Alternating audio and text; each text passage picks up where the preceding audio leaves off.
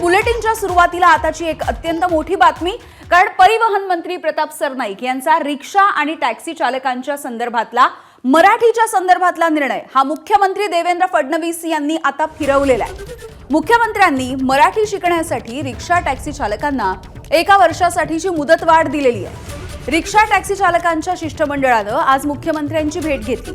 मराठी शिकण्यासाठी प्रयत्न करतोय, पण त्यासाठी वेळ मिळावा अशी मागणीही त्यांनी केली। ती मागणी मान्य करून मुख्यमंत्र्यांनी 1 वर्षाची मुदतवाढ दिली आहे। तोवरती त्यांच्यावर कोणतीही कारवाई केली जाणार नाही असंही मुख्यमंत्र्यांनी स्पष्ट केलं। 15 ऑगस्टच्या नंतर परिवहन मंत्र्यांनी मराठी भाषा शिकण्यासाठी 1 महिन्याची मुदतवाढ दिली होती, मात्र आता मुख्यमंत्र्यांनी 1 वर्षासाठीची ही मुदतवाढ देण्याचा निर्णय घेतलाय। तर हा निर्णय घेत असताना मुख्यमंत्र्यांनी नेमकं काय म्हटलं आपण बघूया।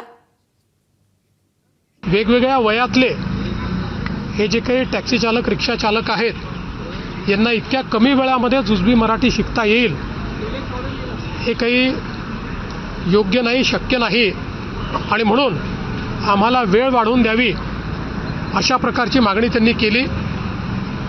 त्यांनी 1 वर्षाची मुदतवाढ मागितलेली आहे।